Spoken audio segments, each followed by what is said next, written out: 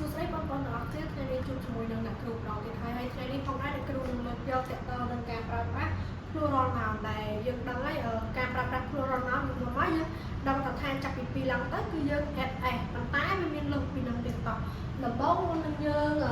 សិក្សាពីការប្រើប្រាស់ឲ្យយើងដឹងថាតើ plural noun នោះគឺជាអ្វីតោះចូលមើល definition plural noun is a noun that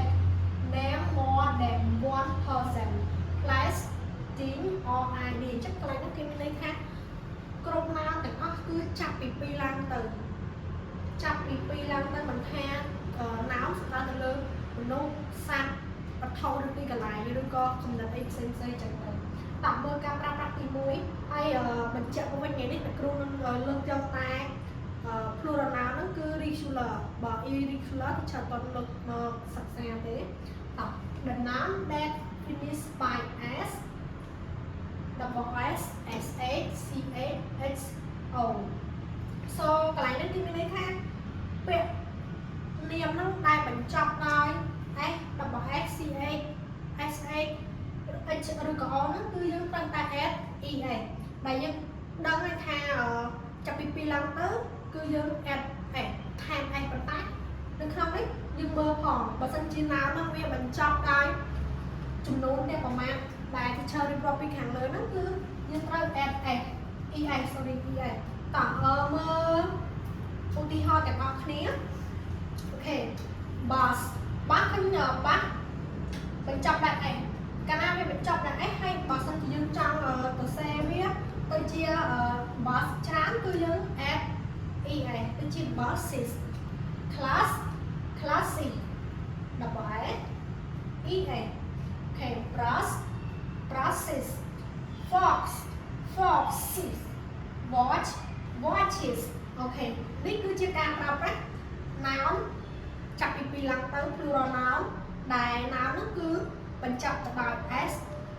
double s s h c h និង h o តោះមើលការប្រើប្រាស់ទី2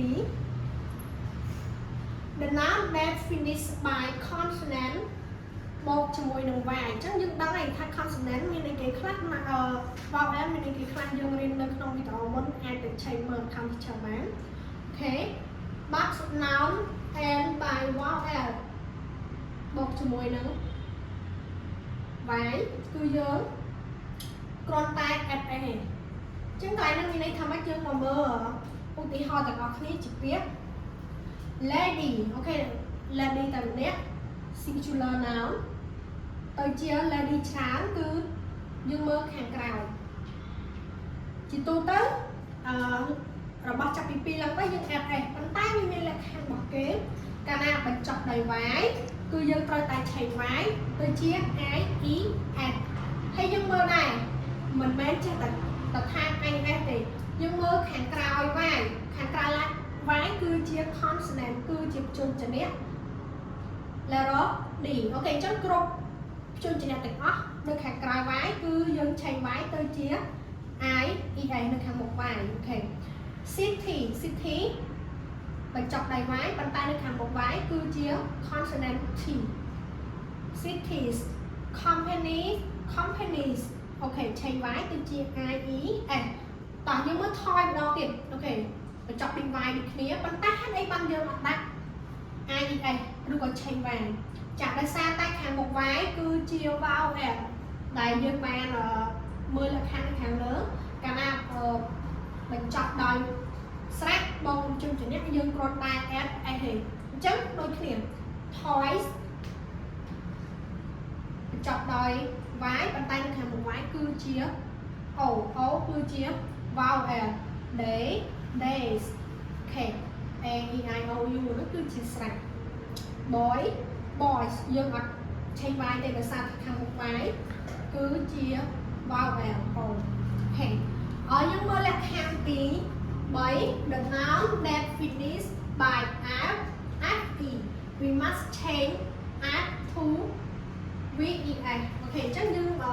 3លក្ខខណ្ឌហើយតោះមកមើលពាក្យជាឧទាហរណ៍អញ្ចឹងវាមានពាក្យច្រើនជាងនោះទៀតគាត់ថា teacher យកពាក្យខ្លះមកបញ្យល់យើងទាំងអស់គ្នាឲ្យយល់អូខេ live ទៅជា live អូខេ នេះគឺជា structure មួយកាលណាយើងឃើញ structure ច្រើនយើងមិនមែនដាក់ S ឬក៏ ES ឬក៏ឆេង Y គឺជា IS ទេ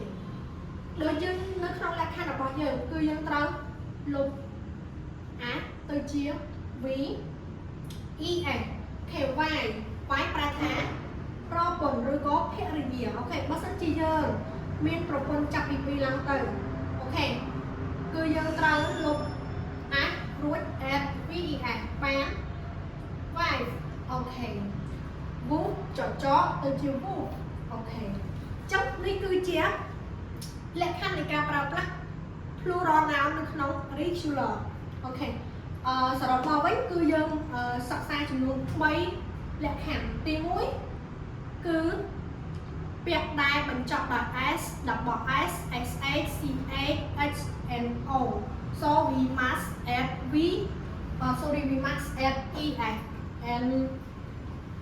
បើសិនជានាមនឹងឬក៏ noun នឹងបញ្ចប់ដោយជនជំនះបងនោះ y គឺយើងត្រូវឆែក y គឺជា ai ប៉ុន្តែដោយឡែកបើសិនជាខាងមុខ y វាគឺជាស្រេចយើងគ្រាន់តែ add s ធម្មតាមកហេមើលបន្តទៀតចំណុចទី3គឺ add និង add e so we change add ទៅជា v e s យើងមកមើលឧទាហរណ៍ជា sentences make the sentences with plural noun ទី1 I have two watches អូខេ watches ចាប់ពី2ឡើងទៅវាជា plural noun យើងត្រូវ add es I see a lot of ladies ហើយឆេង y គឺជា យើងអាចឆេង y បានដោយសារតែ lady នៅខាងមុខ y គឺជាជនជំនះ we go to homeland today អូខេយើងអត់ឆេង y តិចទេដោយសារតែនៅខាងមុខ y គឺជាស្រេចអូខេ